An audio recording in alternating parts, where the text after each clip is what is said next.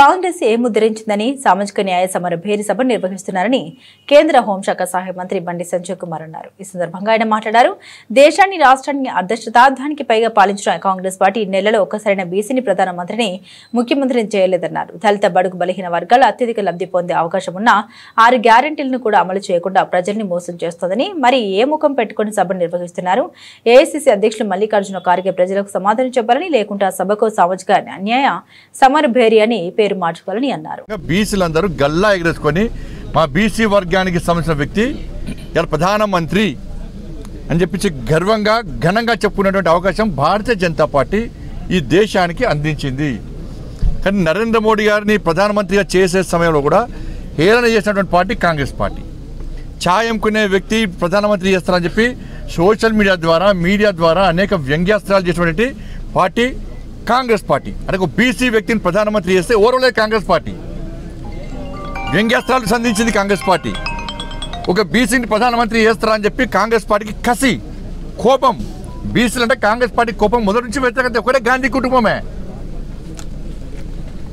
ఏ ముఖం పెట్టుకొని ఇవాళ మీరు సామాజిక న్యాయ బేరీ పెడుతున్నారు? ఇలా దేశం పక్కబెట్టు.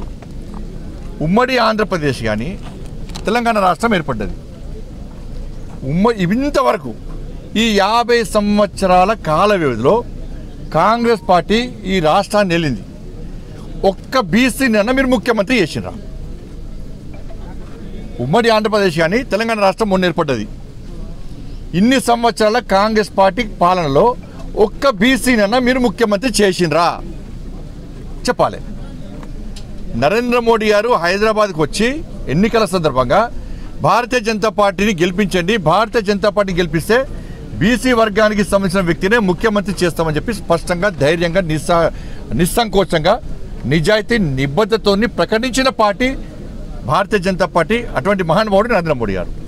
మరి ఇన్ని సంవత్సరాలు 50 సంవత్సరాల్లో మీరు బీసీ ముఖ్యమంత్రిని ఎందుకు చేయలేదు తెలంగాణ రాష్ట్రంలో? సరే, మీరు మొన్న సర్వే చేశారు. మీ సర్వేలో ఏమైంది? 42% బీసీలు ఉన్నారని చెప్పి మీ సర్వేనే, మీ అధికారిక సర్వేనే బయటపెట్టారు మీరు. మరి 42% తెలంగాణ రాష్ట్రంలో బీసీలు ఉంటే మరి మీ మంత్రివర్గంలో ఎంతమంది బీసీలకు మంత్రి పదవులు ఇచ్చారు? ఏది మీ సామాజిక న్యాయం? ఏది మీ సామాజిక న్యాయం?